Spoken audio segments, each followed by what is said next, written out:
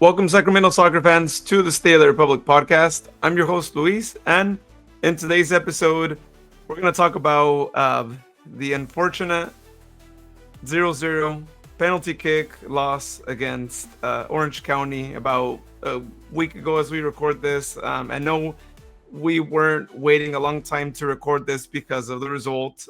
Just putting that out there. I was actually traveling and we tried to do an attempt at recording this and it actually didn't work out as well. So yeah, that's what it is. Not an excuse, but that's why we're now recording this because yeah, we record win or lose. We always do that. In addition to that, we'll talk about playoffs. How are they looking like? It looks like we have our four finalists for the two finals for the both conferences also going on. So we'll mention those. And then, of course, as you guys know, end of season means some players stay, which is great, and we celebrate those players, and then other players leave, which we always are proud of them. Wherever they go, and we'll continue to follow them. So we'll briefly just talk about some of the players that might be here, might be leaving. We're not 100% sure; it's not official, but we'll talk about that a little bit here on the podcast. Um, Awesome. Also, of course, podcast winner dinner. How can I forget? We'll talk about how the standings ended up being for that and who the champion is for the 2025 season. But with that being said, let's go in to introduce our co-hosts here. We got our full team here as usual.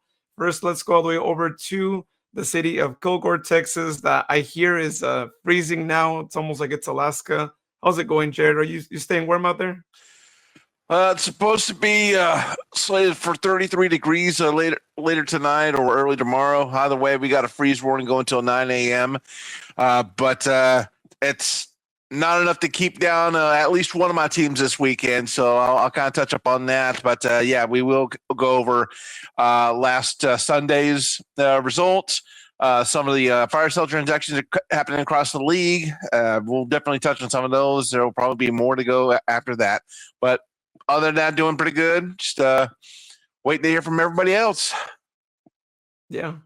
All right, let's go over to Elk Grove with Sharon. How's it going, Sharon? Hey, I'm here. Everything is great. Can't wait to get into it. Awesome. And then, let's go over to Rian, who thankfully he's not on the camera because he's doing some signs that might not be PG-13 here. But how's it going, Rian? Dude, if we had recorded last week and we had kept recording, there would have been many signs. Guys, I thought we agreed to flip off Luis when we came onto the camera. What the heck? Yeah, well,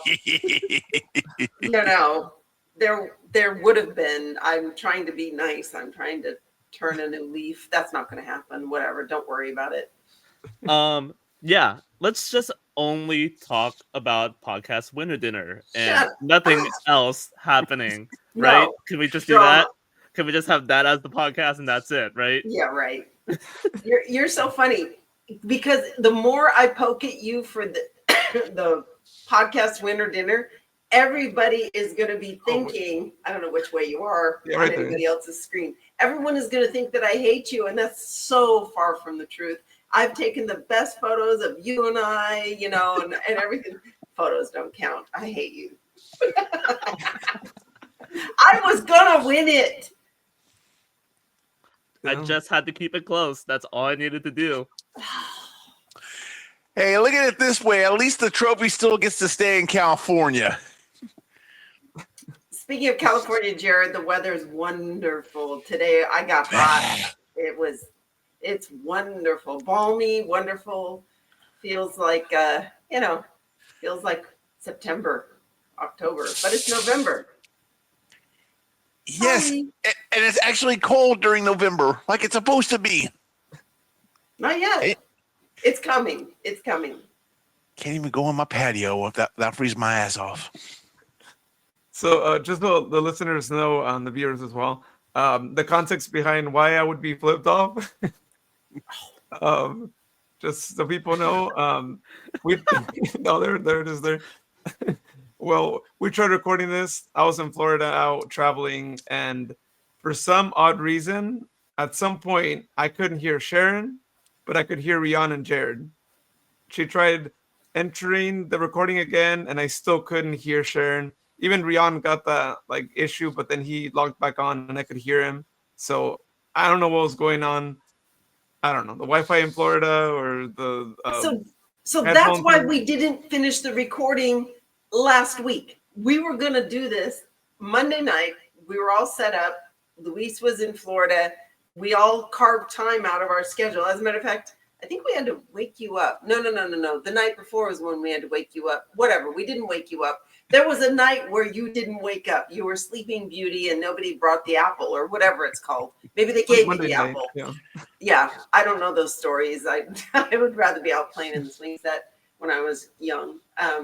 Yeah, and so we moved it to another night, and then everything went to shit.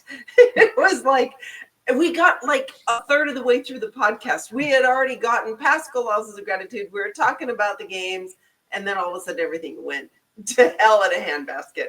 So here we are a week later, trying again. Please, Louise, do not become Elsa. Do not freeze. Do not. I hope your laptop does not do an update in the middle. Now I'll be doing enough freezing for all of us at this rate.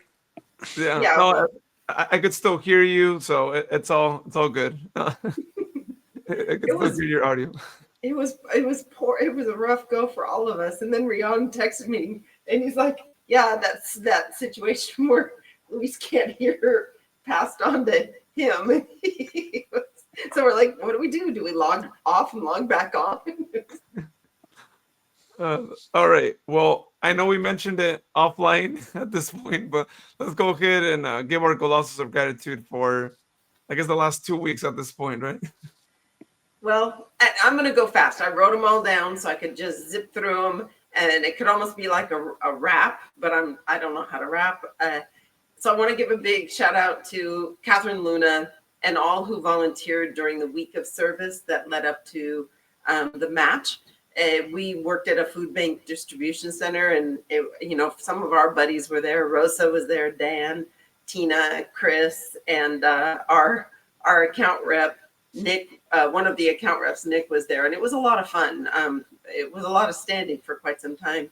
And then also, to the team and the club for all of the great events and the shows and the activations that they were doing all over the stadium, and the singers that they bring in, and the entertainment, and the running at the halftime, the Strive for 45 Kids run. I think sometimes they had to have 4 heats because there were so many kids.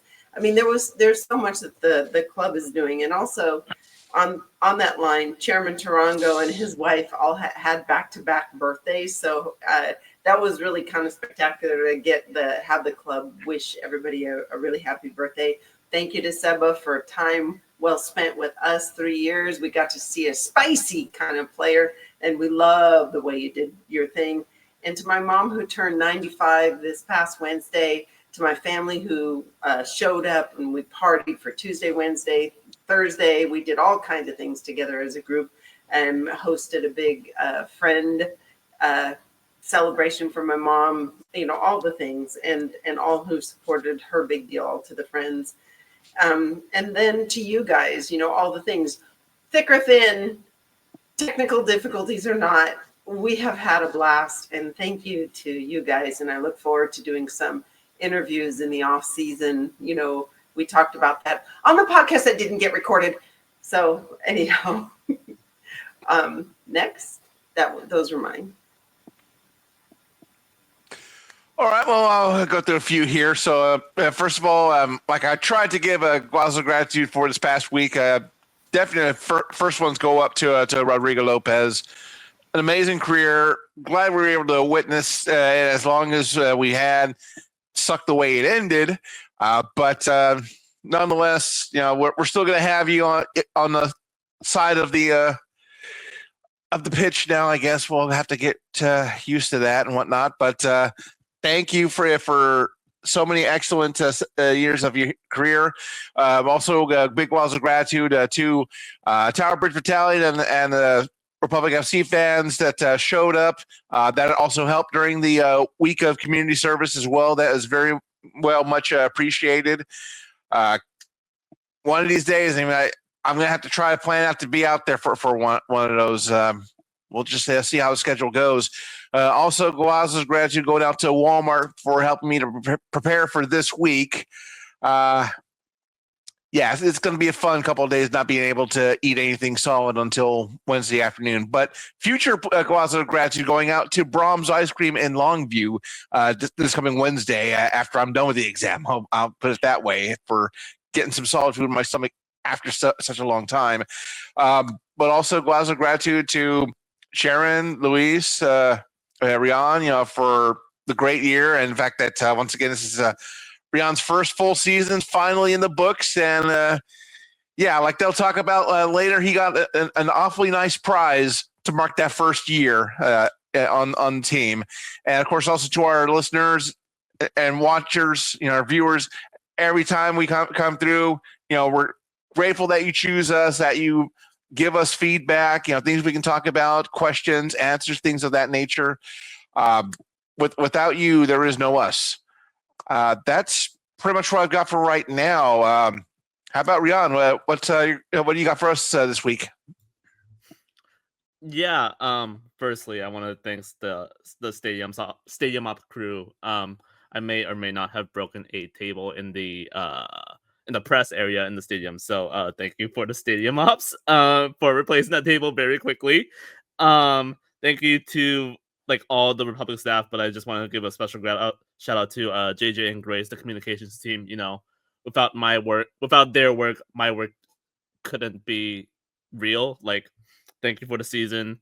Thank you to Connor Sutton for being the voice of the club, for putting on the breakaway, for being that connection to the players, to the team, to all the inner workings of the club. So thank you to Connor for that. Thank you to all the media that have come through the booth this season. Matt George from ABC 10, William Bonilla, I believe, for Telemundo, Quail City Soccer, Ryan Hodek, and all that crew, Orange and Black Soccer Cast. This is for all media in general in the USL now. Orange and Black Soccer Cast, USL Show, Kaylor, Phil, Ryan, John, Alex, that crew. Timothy Bigline from Birmingham for interviewing us earlier in the season. Thank you for putting on an amazing season, for covering another season. And thank you to you three for having me on. This is my first full-time season as a host of the State of the Republic podcast, so thank you for having me. Thank you to all the viewers. Thank you to all the listeners. Thank you to all the readers for all the engagement, for all the commentary, for all the feedback. We couldn't do this without you, so thank you. Luis, any Colossos?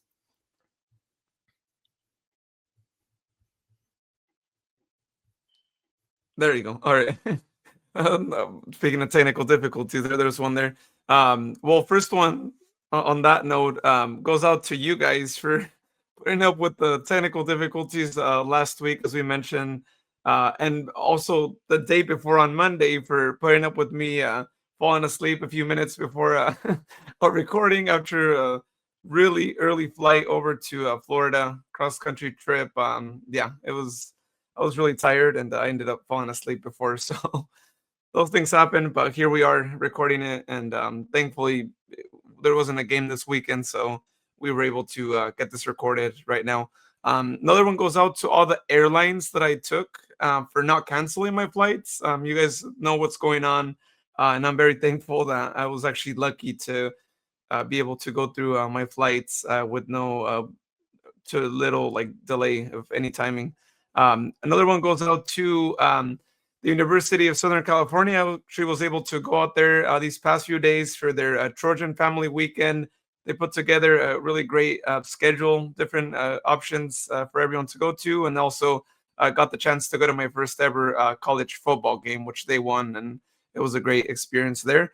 And then another one that goes out to this morning. I actually took a Alaska Airlines flight from LA to San Francisco, and colossal gratitude, just major one out to the pilot of the flight, because it was really foggy, and he chose not to proceed with the flight until the windows got defogged, and it was about an hour wait than what we initially had planned, and we were already in the plane. So I just shout out to him for making sure that safety is always first, as it should be, of course, anytime you get on a plane. All right, y'all. Let's go ahead and talk about last Sunday's game. The 0-0 further on penalty kick loss against Orange County in the quarterfinals of the Western Conference. I want to first go with you, Sharon, Rian. Both of you were at the stadium. Uh, I guess first let's go over to you, Sharon, since I know you hear more of the rumblings, especially being in VIP and going back and forth. So just tell me, like, how was it there at the stadium between VIP and at the game? Like, I'm sure everyone was really nervous, right? Especially as the minutes went on. Well, you know what? It's interesting you should say everyone was nervous. I don't think so. I don't know. We were more excited than anything else leading up to it. I was at the tailgate ahead of that, and there were so many photographers out there. There were USL people out there. It was an independent, journalist. Irina came out there. I mean, it was really kind of cool. They were trying to capture the spirit of the tailgate and the buildup that we were all feeling, because we were very confident. I mean, as fans, we figured we had this in the bag. I mean, we showed up at other matches against Orange County and things looked good. So the buildup, that getting into the stadium, for me, of course, dropping in on VIP and running into all the people, it was good. You could tell everybody had a job to do and everybody was very busy. The staff, everyone. They were extremely busy. We were excited to see the lineup, that was listed. I always post a thing on Instagram heading into it. And then as the game wore on, when I sat in my seats, we started to get that feeling, that sinking feeling. And I know, Rian, you probably felt that same sinking feeling of we had opportunity after opportunity to try to put the ball in the back of the net, with build-up play that we were totally in their half, in Orange County's half, and nothing came of it. And it was just starting, it's like, no, we can't come out second half. We can't come out that same way. I mean, we had the most stellar defense. I mean, come on, look at who we have in defense. I was happy with that. We started with Lee, Freddie, and Jared Timmer. Dream team. We had Chibi on the bench. We had everything we needed. We just, but anyhow, and then the second half wore on. It was like, no, please don't make us go into, added time or extra time to 15-minute halves. And sure enough, we had to do that too. And now we're into our sub lineup and we used up all of our subs. So there was no opportunity to put, some of the other bench players on that could have made a difference, that we were hoping could go on, but we used them all up. It was, of course, and then at the end, we know what the result was and our hearts kind of sunk and it was the way it was. But the players at the end of the day, they still came through. They still saw us. They talked with us. You could tell that Jared Mazzola's probably bounced. He's going to be elsewhere, and we'll find out about that soon. And then, just saying, and our goodbyes for the end of the season to most of the players. But I think we're going to be keeping a good chunk of this squad. I just have this feeling that a good chunk of them are going to stick around and only a handful are going to be leaving us. So we can talk about that in a little bit. That was my gestalt of the whole thing. Like I said, we have dream team defense. With Rora, I mean, it was beautiful to watch us play again. It just was unfortunate that we couldn't advance out of playoffs. Felt like Las Vegas one more time. Because I was there last year when we lost and got bounced out first time. Rian. Yeah. When I was heading into the stadium, I was feeling that nervousness immediately because I knew there were stakes on the line. I was talking to Grace before the match, but we saw Louisville go out, we saw Charleston go out, we saw Tulsa scrape by, and we were just thinking to ourselves, please, let's just keep the upsets on the Eastern Conference side of things. Let's just stay normal here on the West, please. But yeah, in terms of the match itself, I want to talk about the positives for a second first. Blake Willie looked great on the ball. He looked phenomenal. He looked really confident, especially when you compare his play to like at the beginning of the season. He looked night and day, like very confident on the ball. Jack Gurr, Christian Piano did their job of keeping like the Orange County flank back.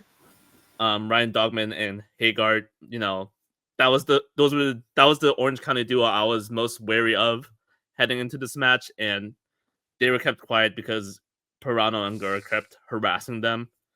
Our defense was as solid as it could be. Ethan Zubak, the Orange County striker, was mainly quiet throughout the entire match, and that's credit to our defense and Danny Vitiello in goal. But it wasn't enough to get the job done. Our attack let us down, and it sucks to say, but we had chances. We had chances to get through, and we just couldn't capitalize on them. And it sucks to say that, but this game can be cruel sometimes. And if you just don't finish your chances, you could be out of the competition, like is the case now. Yeah, as the game wore on into like the second half and into extra time, like I was getting real worried that Sacramento wasn't going to make it, and they didn't, because Orange County slowed the game down, slowed it to a tempo where Sacramento was just pinned back and they couldn't really do anything about it. And credit to Orange County, they did what they needed to do and got the job done. But yeah, Sacramento put themselves in a vulnerable position, and again, they just paid for it, where they go to the penalty shootout, and again, they just crash out and burn in the first round. It sucks to say, but that's what happens sometimes.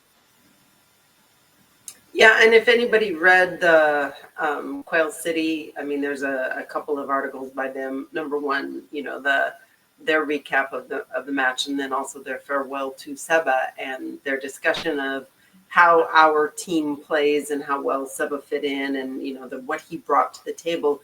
It was like if we had like 3 people like him that want the ball and want to do something, magical and team up and, really work hard to try to get some goals. It just felt, I mean, they wrote some really good. So did you, Rion. Your post-game wrap-up was stellar. Always is. I love the fact that you insert different clips within your wrap-ups and your pre-match analysis. Very good on all that. But it's hard. I mean, it's like, what do you talk about when you review the highlights? Is there really anything there to talk about except for maybe a missed PK or how the wingbacks kind of pinched in? It was really neat seeing Ryan Spalding play, and it was really neat seeing Michel Benitez tracking into the heart of the midfield versus staying out, and then to see some of the strategies kind of switch a little bit. Like, Jack was doing the same thing where he was sucking into the, to the central part of the midfield. And then all of a sudden it was like, okay, that's out. Jack, go back to the line. You just stay on, touch, and we'll feed you the ball, and you'll cross it in and hope for the best and hope for some knockdown rebounds. And Lee Desmond even had some open channels. I mean, the dude was dribbling the ball all the way forward. There were a couple times, Rion, where it was like, wait, what is Lee doing? He's up at the 18-yard line against the opponent and just shoot. It's like, somebody just shoot. I agree with your assessment of Blake Willie. I hope to God we keep him. I hope he doesn't get sucked up by some other team. We need guys like him on the pitch. Not sure where Nick Ross is, if he's coming back or not. So there's some question marks out there, and we need our guys. Yeah, Sharon. It seemed to your point, it seemed like our defenders were our most creative out there. Like Jack Gurr, of course, was his creative self, but we also saw like some marauding runs from Jared Timmer and Cody Baker. They were going forward and trying to get something. It was great to see, but I wish we got something more from our strikers at that point. You bet. Well, and this was written about elsewhere, and Rihanna, you may have done it too. I didn't say Rihanna. I said Rion. I did. It just that ace. Yeah, yeah. I It have to deal slips. with Yeah. whatever. Russell, was he ready to come back? Mm. I don't think so. No. But he did have a really good opportunity Yeah. towards the end of the second half, right? Like that one shot where it's like, oh, Russell, you would have scored that any other day. Yeah. That may have been a factor, right? Because Yeah. I think a good Russell, 100% like fit Russell, would have scored that goal, and we would have been through. Almost last minute goal. Yeah. Chris did his typical Chris thing, which Christian, which I always find funny. When he's a one-touch, two-touch guy, it's like a two-touch max pass. He's fine because the give and go on him is really good because he gets into the open space really well. The longer he holds the ball, I know he's drawing players to him, but his success rate after he's dribbled is not as high as it is when he does more of a pass and receive. It's just, I think he has more success with penetration when he gives the ball up and gets it back versus him trying to take on three guys, draw guys in, because he gets, I get frustrated. We'll just put it that way. That's the one frustrating piece that I have sometimes when I see that. Yeah. I got frustrated at us not putting the pressure that we put against Charleston Battery, right? It's like, where's that team that we asked for? We're like, we want to see Charleston, not the Miami game. And I felt like moments of the match, we were looking at the Miami game all over again, right? Like We did. We kind of did. So I know Rion has some stats on percentages, completion rates, passing, duels won. I know that that's sitting in the background, and I don't know if it's even worth mentioning because the result is the result. Yeah.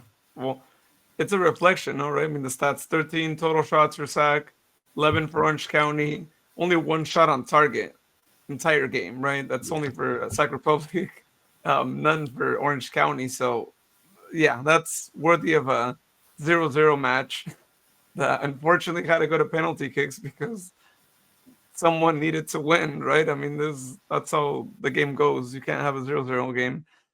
So who deserved it? I don't know, right? I feel like, I guess someone had to deserve it, right? But if you just look at 120 minutes, it was pretty even when it comes to like shots and I mean, just one shot on target there. What I want to talk about though. But Orange County just got bounced out, right? I think we would have stood up had we had to play New Mexico. Yeah, although I mean they're on a different level though. I feel like New Mexico, they're really like stepping it up. Like we beat them. Yeah, but we beat Orange County too, though. Like last time they were at home. Granted, I feel like the game was so much different than this one. But yeah, what I want to like talk about, we briefly mentioned it earlier, but it was really sad, right? I mean, it was sad to see us get eliminated, but I feel like even more sadder than that was to see Roro leave the way he did, right? And Jared, I know you put out a meme which was on point, right? I mean, what they did to Roro, there was something worthy of a wrestling move, and yeah, exactly. I've been into enough WWE shows and no good spine buster or angst summer move as far as that goes. I'm just surprised that the league actually kept that in the highlights reel, to be honest with you. I mean, because we're maybe a few minutes left remaining in extra time, and here goes one of Orange County's defenders just basically just lining up and hitting Roro with one of the biggest spine busters I've seen in quite a while outside the wrestling ring. And unfortunately, both Orange County and Roro end up with the red card as a result of it. Although I will admit in the replay, when they did show the replay, it looked like Roro was trying to get back a little, albeit with some weak-looking punches. So I get why they gave both a red. It just still sucks altogether as far as that goes. I mean, let the man play. Just either do it offsetting yellows, but let Roro finish off his career, even if it means the one penalty kick. But no, they decide, we're going to go ahead and call it against Roro as well. I mean, screw his career, I guess. I mean, that's what the refs are basically saying. But yeah, but Jared, did you see the knee? Did you see his knee? Yeah, in the very beginning of the altercation when he lifted the knee.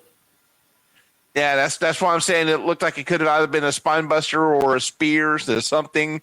I mean, what next? Was Orange County going to drop the people's elbow? Maybe hit somebody with the pedigree this upcoming match? Yeah, I mean it was a rough play, right? I mean, I think that like what Sherman, you're pointing, I didn't even see that part. I saw like some punches that missed, that Roro had done, but I didn't see that. But now that you point that out, like, that was a rough one. Yeah, I mean, I could see why he got the red card now. Now that you point that specific thing out, but yeah, I mean, I think it's one of those things where, I mean, we know that he was going to give it his all, right? I mean, we mentioned it on the last podcast, what he said, right? About they're going to have to drag him out, which, unfortunately, that kind of did happen here, right? It's like the referee was the one who, like, dragged him out. But, yeah, it's just, I mean, he was really into it, I will say. You could tell throughout the match. I mean, he knew this was his moment, and he had to, like, be up to the challenge, but yeah, he got provoked, and it's just, it's rough, right? I mean, that's not the way you want to see like him leave. Definitely not the way you want your career to end. However, Roro always taking the high road. He thanked everybody and all of that. He's the consummate professional. I mean, all the guys were very gracious after the game, and I think we belabored this conversation about the way that the ejection occurred, or the ejections, the two ejections. But that referee was sure yellow card happy, man. He was flinging them all over the place. Rion, how many yellow cards were issued in that match? Ooh, let me check. Do you remember? It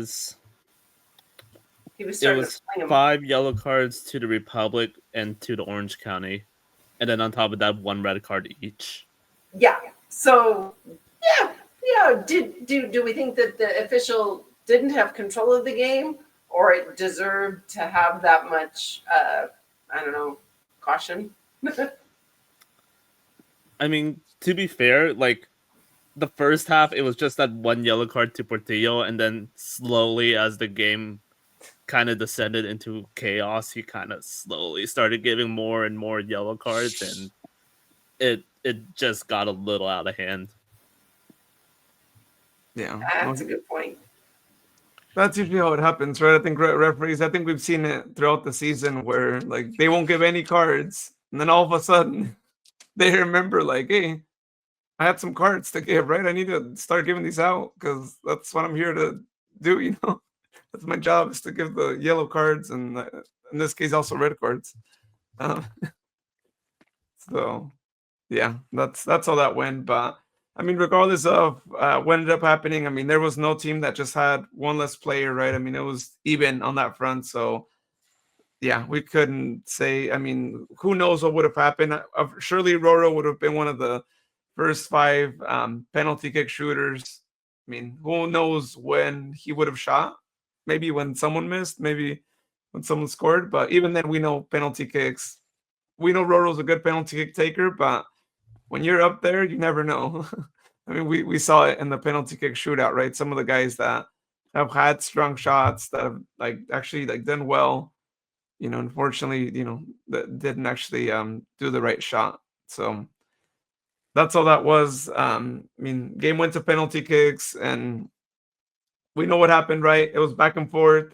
At one point, it seemed like Orange County just had it, and then we know Danny. We know he's a penalty kick stopper, and if you want someone to be stopping penalty kicks, you gotta have Danny there. Now, I will say though, credit to Orange County, to the coach, for doing that last minute sub of their goalkeeper, right? That's always a gamble. You never know. Like, the guy didn't even like get to the ball because the moment he got subbed in, I think the ref blew the whistle a few seconds later.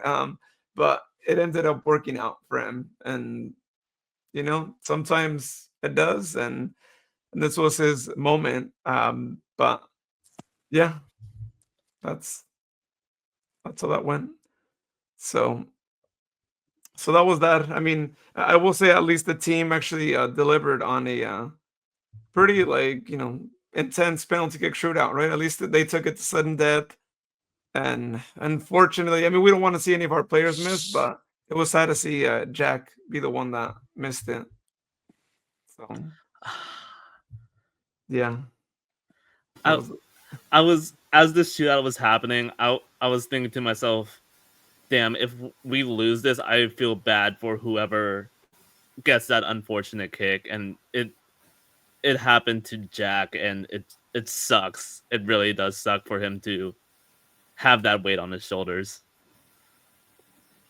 yeah, but I hey, was feeling the that's what it- same way, Rion, about Jack, but I was thinking also to myself, the dude played 120 plus minutes. He's got tired legs, and I feel for him. We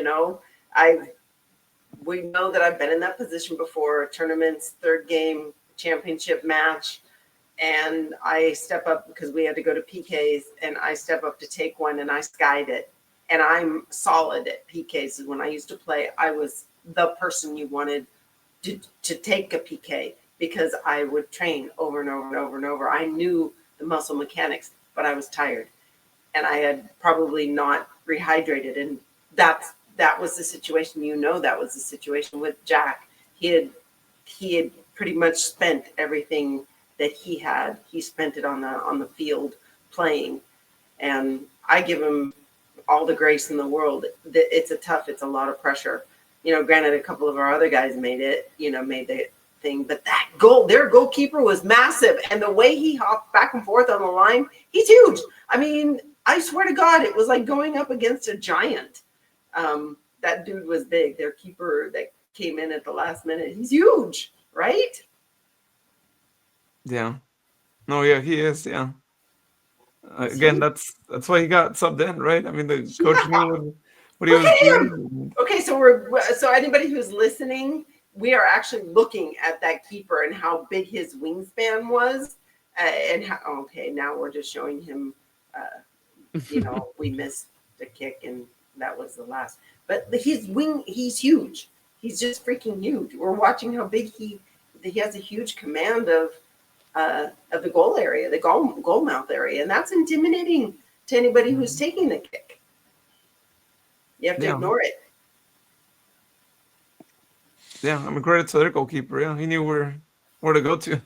That Yeah. was a strong shot, though. I mean, it wasn't a weak shot. So Okay, here we go again. Yeah. Yeah, that's unfortunate. It's a 50-50, the keeper guessed right.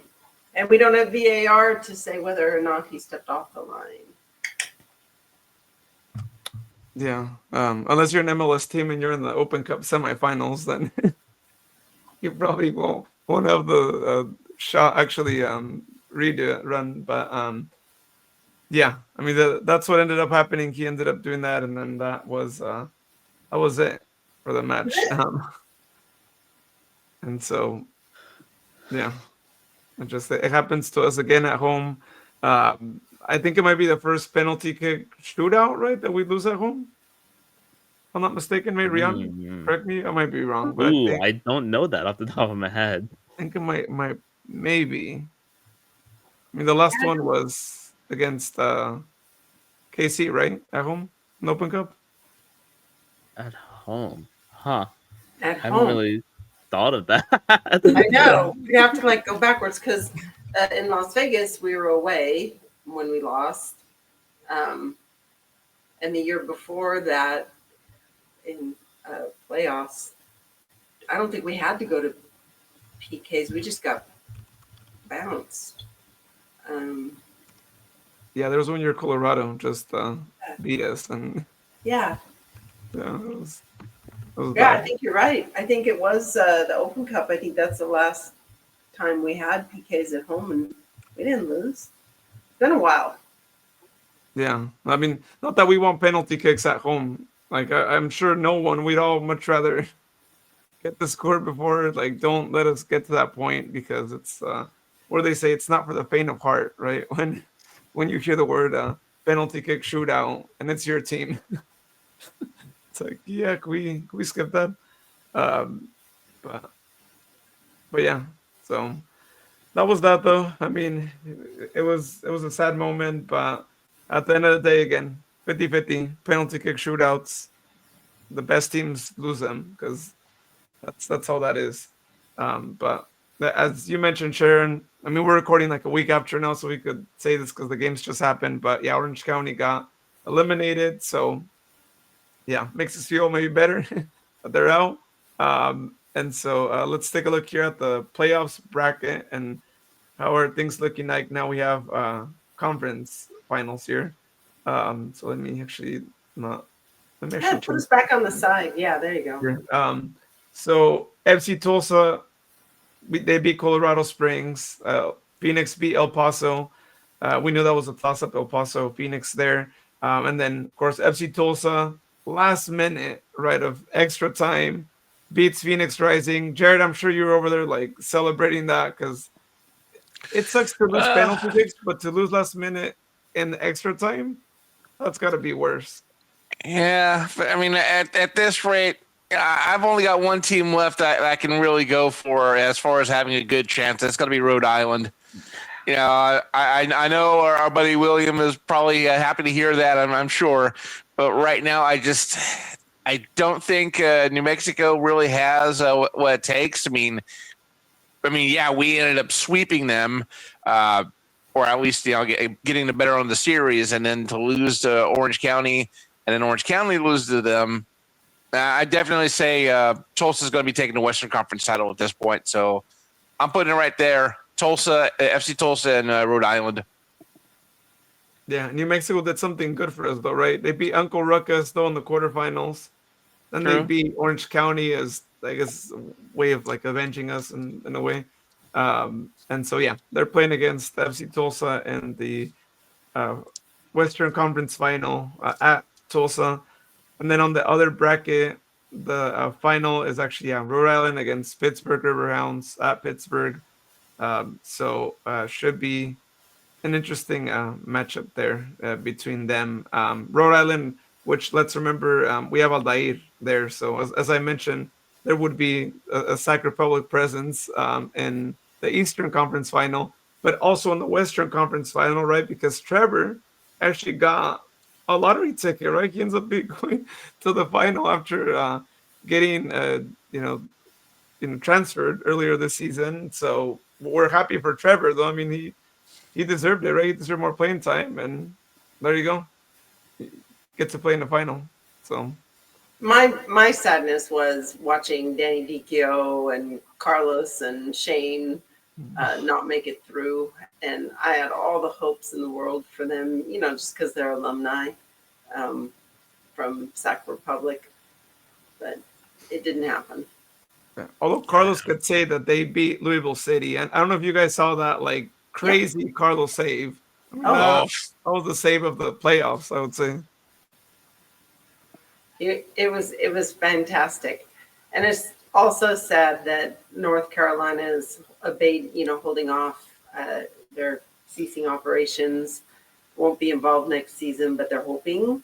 I think they're hoping to come back in 2027. Somebody was talking about they were talking about possibly joining Division One, although it's not guaranteed. But yeah, it definitely sucks. I mean, especially the way that match ended, more or less. I mean, it was just disheartening. You got to feel for the North Carolina fans. I mean, they've put in so much support, for the team over the years, even when they were self-relegated, and then they came back a year or two ago, just for this to happen. I mean, I'm hoping they rejoin back in 2027, whether it be championship or Division One. But Sure. hopefully it's not the last we hear of them. Sure. Yeah, that's a shame because they made it to semifinals, and to say, "Oh, look, here's your award is you're gonna get relegated again," like, like what? Um, Well, yeah, anyhow. sucks. Yeah, I'm kind of, at this point, I know that I think John Crawford is rooting for Tulsa, and that's that's honorable. I mean, they've been on top of the Western, conference the whole entire time, pretty much, and they're not the Tulsa of old, so it's kind of cool. It's really cool to see them doing well. I don't know, New Mexico with a coach from Las Vegas, last year's Las Vegas coaching in New Mexico. It's like, he's got some tricks up his sleeve. You just never know. You're gonna have to watch the game and see. I'm rooting for Rhode Island too because I feel like last season was a letdown for them. Right, they were really hoping they would get it in their first season, so hoping they can get it this season, which it looks like they'll probably have to travel out, right? Based on their numbers again. So hopefully they get it. And plus, we have our friends out there that interviewed us last season too. So yeah, that'd be great for them to finally get it. As Jared said, it'll make Will happy. Will's a big fan of Rhode Island. Yeah. So that's that. What we'll see. I just want to add in. I'm also rooting for Rhode Island. I want the chaos, and I want Aldair Sanchez to get a trophy. Oh yeah. There you go. Yeah, that would be awesome. Yeah. So, but hopefully it's Tulsa against Rhode Island. That way there will be a former Republic player that will be champion. Or at least it'll be like, hey, there's Sacramento presence there in championship. Yeah. So that's that. All right. Well, I know I've kind of been delaying it. Jared, Sharon probably also wish that we didn't have to talk about it because the season's over, right? So why do we even have to talk about it? Right? It just didn't count this season. Just what color tiara? What color tiara do you want, Rion? What color? Do you want rose gold? You wear that dorky green one? Okay, all right, that's fine. Well, apparently it's that green one that's been working all season. So yeah, why change it now? So why don't you bring up the chart, or somebody bring up the chart so we can go over it in details and double check your math. all right, Rian, if you want to zoom in, and then we'll take a look at the results here and make sure that Rian actually is the one who because Rian was the one who did the calculations here. I'm not gonna butcher my math now. You realize, had we not had the bonus points. Oh yeah. Had we not had the bonus points, I would have won. Okay? Oh yeah. I just want the world to know. I want all my friends out there who listen and who are cheering me on, and who, people who are my proxies. I love you for getting me the points to win without the bonus points. The freaking bonus points. Hey, this is the system we all consented to, so it is what it is, and I'm on You didn't top. even know what you were consenting to.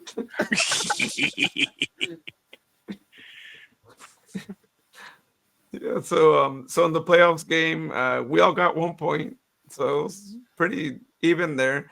And so yeah, like Sharon mentioned, it was all the bonus points. Oh wait, went off the You're screen. gonna look at the Sorry. bonus points. Where'd you go? Yeah. What are Yeah, I you got the doctoring final. it in the background? You Let me pull up changing the bonus things? points. Wait, what did you just do? What did you do? wait. Did you fix this? I'm Give gonna me a look at the second. edits. I'm gonna go back and look at all the edits. he gave himself 10 points for a cushion. This is the bonus point calculation. Oh, Just putting it out there. okay. Can we? What I? My eyesight ain't what it used to be. What are we looking at? All right. Oh, Russell Let's see. Cicerone with what?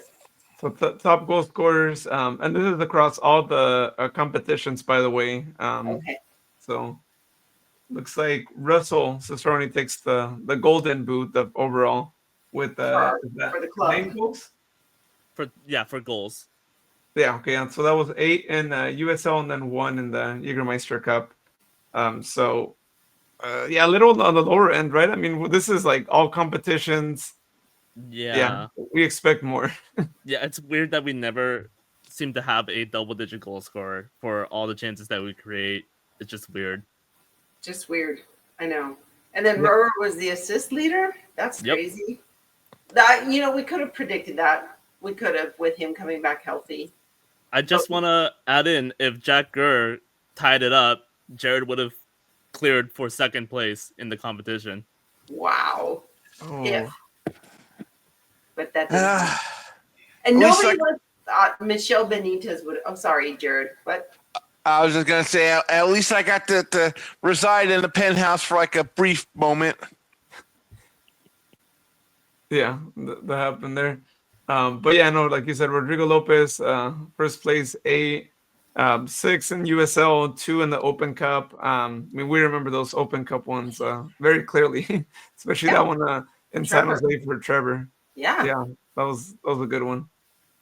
So, and Jack had plenty of opportunities. He could have gotten the assist there, and yeah, it would have been a tie for first, but still, a tie counts because you still win it. So just heads up for future competitions. If there's a tie, they share the result, right? I mean, Yeah. you still get the 5 points. Let's go back to our podcast winner dinner sheet and scroll up to the very top where we look where we get to like lament at our choices for the bonus points. Yeah. So our predictions for leader of yellow cards, Churnched, Justin. We saw Justin was injured part of the season there. Jared said Russell, and then me and Rion said Luis Felipe. None of those were. We didn't see who was the leading yellow carder. Benitez with 12. Okay. Michelle Benitez, of all people. No. Yeah. Yeah, he got a few, and I think he also got a card on last Sunday too, right? Let me check. think so. Believe so. So just to add it to the tally. Yeah, he did. Yeah. So yeah, so that was that. And then for leading goal scorer, Jared and Rion said Russell. So they both get their bonus 5 points there for getting the right one. Sharon said Dominic. I said Lewis. Yeah, they didn't really see as much playing time. No. Sadly. So then we tally all the points. And then assist leader, Sharon said Rion. I sorry, Rion. Sharon said Ryan. I'm getting mixed up, just like you were getting mixed up with Rihanna earlier. And then the rest of us said Jack.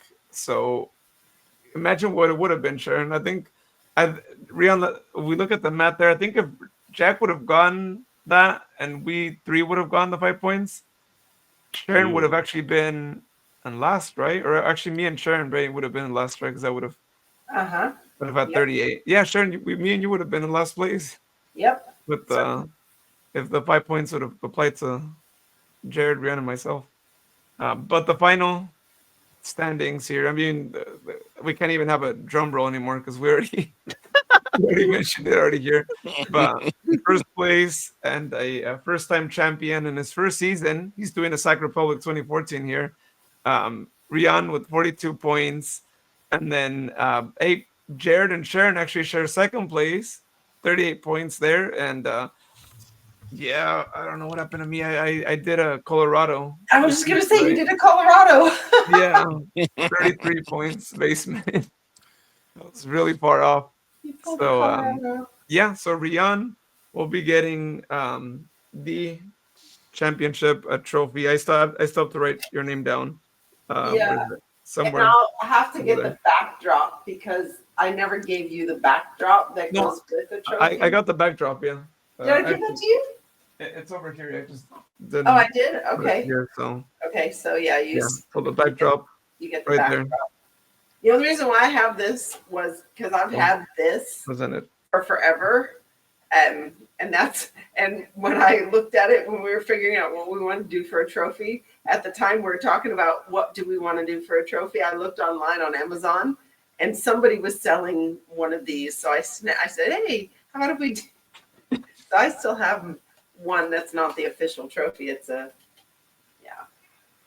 You should write down your year you got it. Actually, 2023. At least have that there.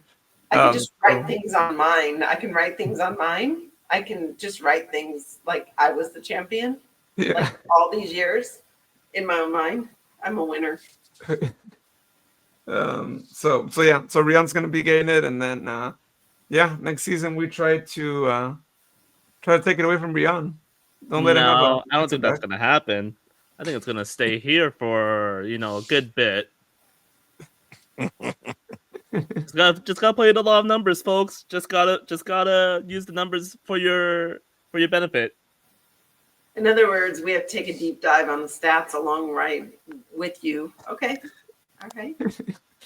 Yeah, Next season might be different. And remember, next season we're gonna have maybe more point opportunities, yeah. including maybe some bonus if you get the right results. Right? Why not? Because Yeah. it's the most difficult thing to actually predict. And Sharon May would have gotten some points from that because I think you got a few results this season. So that's that. But it was a great competition, and next season we will have more proxies too. I think this season we didn't really have as many as other seasons, so we'll have that for next one, and hopefully not a lot of players leave, so we don't have to. Yeah, don't we have to never have a like backup of a guess. backup. It's like, who's this person anyhow? So, a side note, Tower Bridge Battalion is throwing the Friendsgiving, and I know Rian you work, but if you sneak away for just a tiny bit and go to Bike Dog on the 16th at lunchtime, that's where we're going to be. You don't have to drink; you just eat. I'm in Fairfield for work. Oh, come on! Oh, Yeah. Well, too bad.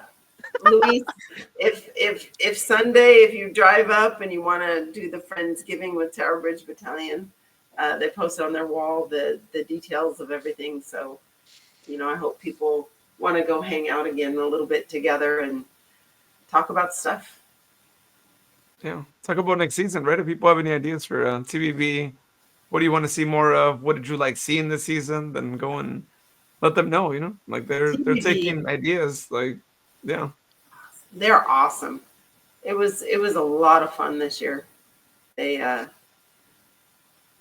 definitely swung for the fences and beyond. It was a blast. Jared knows. Oh, by the way, I have a can of your Ziegenbach. Yeah? Yeah, it was in Will's ice chest along with the Pecker Wrecker. And so he was drinking a Pecker Wrecker, and he said that there were still some of your beers in his ice chest. So I lifted the lid, and it's like, there's a Ziegenbach. So I grabbed it. It's in my fridge. there you go. Yep. Yeah. Yeah, All right, that's good drinking right there. I mean, I'm glad that there was still some left. So even if it's off season, we're good. Yeah, especially if any of our players that we don't want to see leave, right? Gotta have a drink there, right?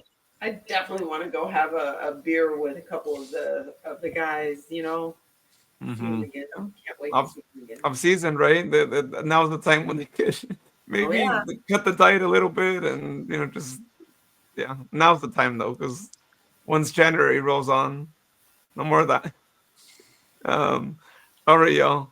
Last final parting words here before we say have a good morning or good night, and be on the lookout for some interviews. This time we actually mean it. Yeah, I know last season it was a little different, but this time we're actually going to put in more work to get those interviews, including of some former Sacramento Republic players, which we know those are easier to actually do. So, yeah.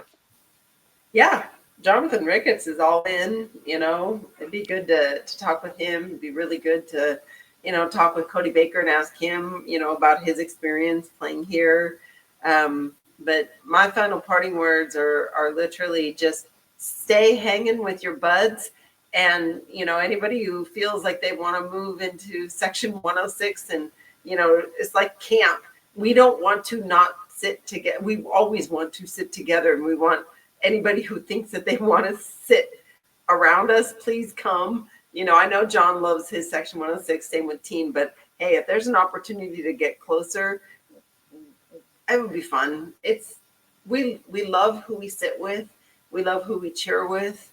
And, that's what this club has done for all of us, is they've made another community, and can't go wrong with that. And that's the thing that I think I'm going to miss over the off season, is just being able to be and see everybody. So if you're seeing me on this podcast, shoot me a message, and, I don't know. I just want to stay connected to everybody. So thank you everyone for listening all these years and over this season, and looking forward to next year. And always go Republic. We actually do have a good squad.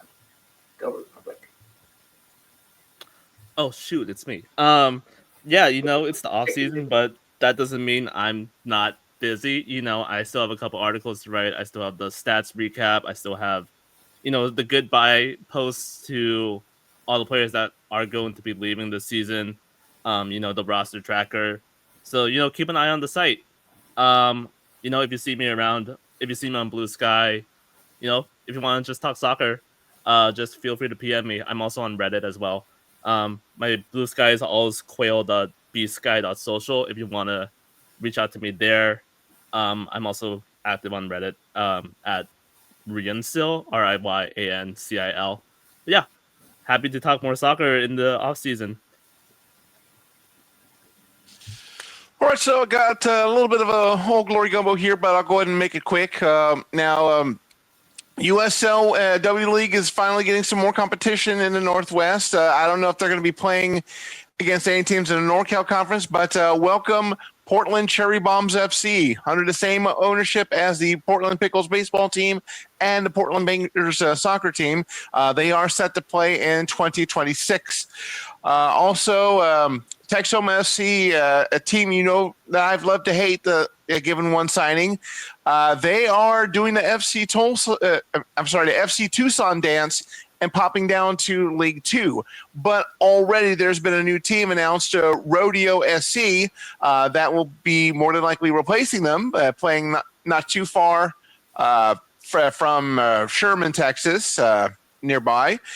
They're actually going to be partnering with Texoma FC as far as the bridge between League Two and League One. And also, you probably already seen some of the fire sale transactions coming in from across the league. First of all was Wilmer Cabrera, who was the manager of El Paso, and unfortunately he is no longer continuing with the club. Also, there was another, I believe it was Colorado Springs, also that had parted ways with their manager. And then, as mentioned a little bit earlier, North Carolina FC, they are not going to be fielding a team in 2026. So if you're looking to do a road match and carry, might want to hold off onto that until 2027.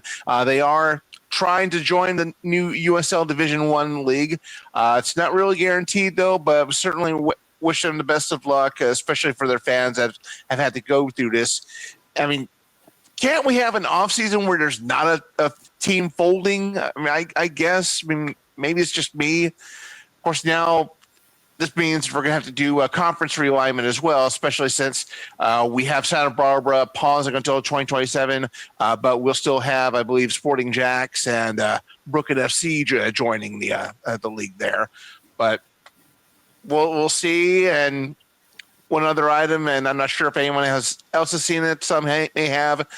Seba is going another direction. Yeah, he will not be joining Republic FC next season. So we certainly wish him the best of luck, and hopefully we can hear from him. We'll see. But in the meanwhile, just keep an eye on with us for more fire sale transactions, figuring out when the schedule drops, figuring out which away matches we're going to ruin our tax refunds in order to go see. So nonetheless, keep it tuned to us and go Republic. Yeah, and as for me, y'all, thank you so much for always watching, listening to the podcast throughout the season. So I mentioned we're going to do more interviews, so we'll have more episodes posted. So don't think we go off season. We're not going to go. And then just aside from that, we are going to be having the Roro bonus episode still. Just we had to delay it since we hadn't posted this one. So that will still be recorded here sometime in the upcoming weeks. So be on the lookout for that. That will be our next episode. All right, y'all. That being said, have a good morning, good night, whenever you're listening or watching us, and you'll hear us sometime within the next week here on State of the Republic podcast. Cue the music, Luis.